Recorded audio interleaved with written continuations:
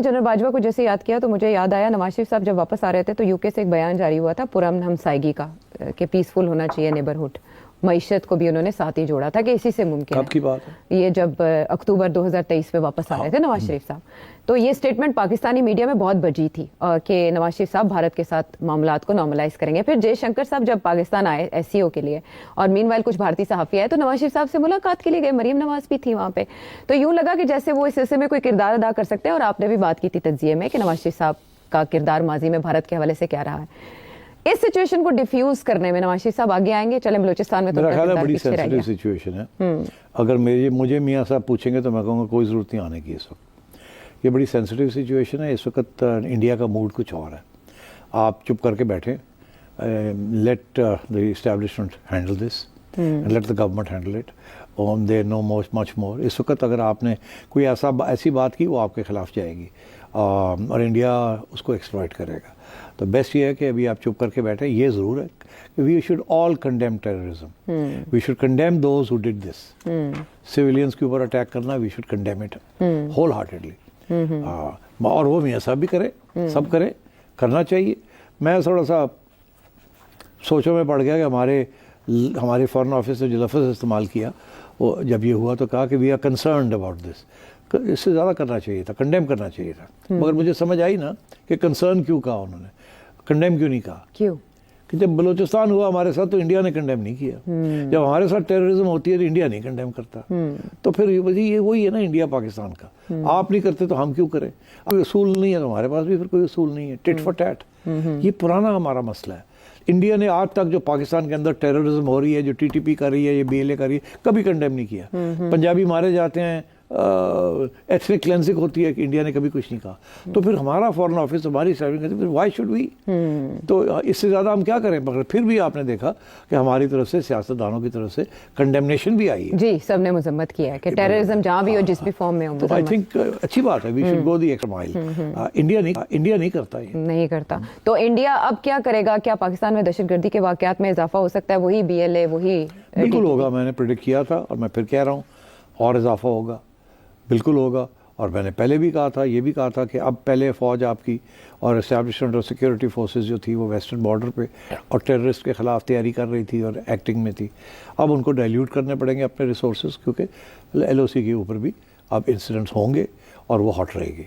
तो इस मामले को लेकर आलमी बरादरी को कैसे मुतनब्बे किया जा सकता है. क्योंकि भारत में तो बगैर किसी खतरे के खौफ के पहले घंटियां बजानी शुरू कर दी जाती हैं. ये खतरे तो रियल हैं TTP और BLA से रिलेटेड.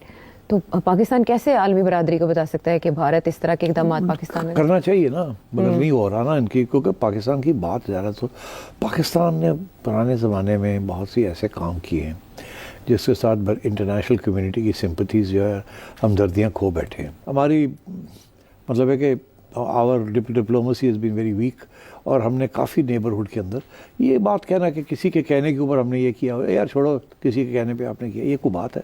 कि अमेरिका ने हमें कहा तो हमने कर दिया, ये कोई बात है. आपको अब आप कहते हैं जी हमें उस जंग का हिस्सा ही नहीं बनना चाहिए था. अफगानिस्तान में जो हुआ नहीं बनना चाहिए था. मगर आपने क्या सिर्फ 10 साल वो और उसके अगले 10 साल भी तो आपने बहुत कुछ किया. और उस वक्त तो अमेरिका नहीं था. अमेरिका तो चला गया था, रूस भी चला गया था. आप फिर अफगानिस्तान में आपने वहाँ कितनी इंटरफेरेंस की. तो अब वो भुगत रहे हैं हम. तो हमारी our reputation is not good in the international community. But because we are a nuclear power people have to respect our discretion shall we say. Alright, ठीक है. जो फॉल्ट लाइंस मौजूद हैं आज की सिचुएशन में पाकिस्तान के इश्यूज की, उनकी निशानदही आपने देखी. एक ब्रेक के बाद आते हैं वापस.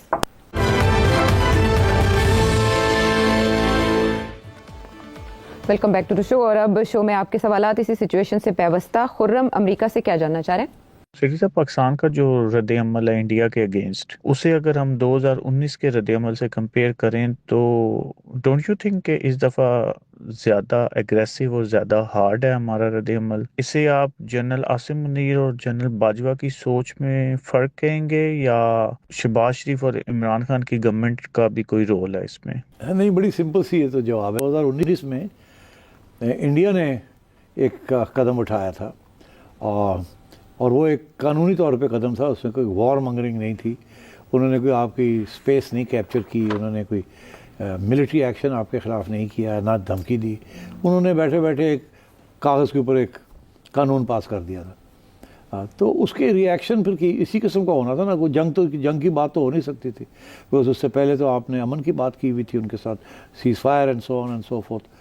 تو اس لیے there was no reaction from our side کہ ہمارا تو موقف یہ تھا کہ جو انہوں نے کیا وہ ہے ہی انلیگل, تو اب اس کے اوپر ہم کیا زیادہ شور ڈالتے.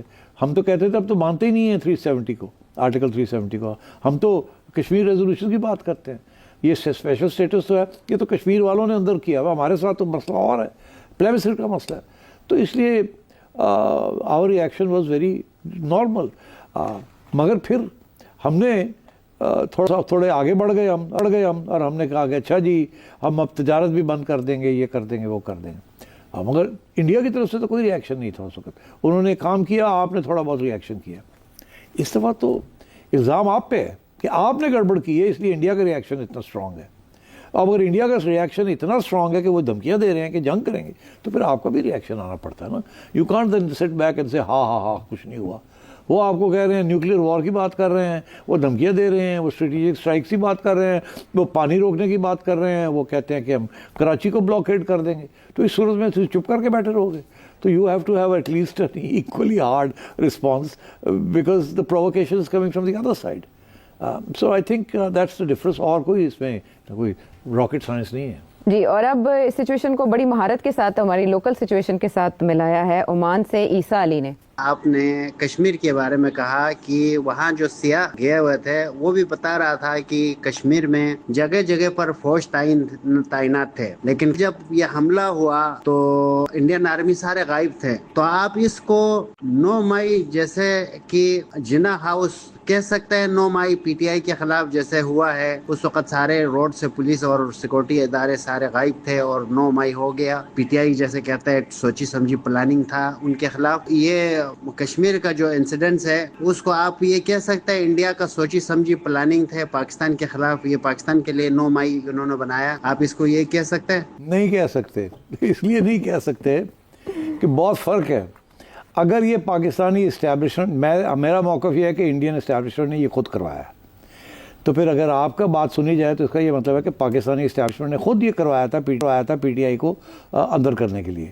مگر دراصل صورتحال ایسی نہیں ہے. انفیکٹ صورتحال یہ ہے کہ جن لوگوں نے یہ چیز کروائی تھی ان کے خلاف تو کیسز ہو گئے.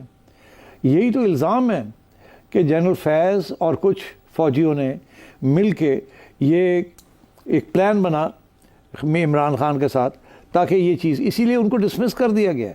تو اگر یہ اسٹیبلشمنٹ کا پلان ہوتا تو پھر تو اس کو ڈسمس نہ کرتے نا. تو یہی تو سوال کھڑا ہو گیا کہ یار لاہور میں راستے کیوں کور کمانڈر نے کیوں کھول دیے کہ آنے دو لوگوں کو. تو یہ کوئی سازش اگر تھی تو اسٹیبلشمنٹ کی سازش نہیں تھی. اسٹیبلشمنٹ کے اندر وہ لوگ تھے جو پی ٹی آئی کی حمایت کرتے تھے, جن کا یہ پلان تھا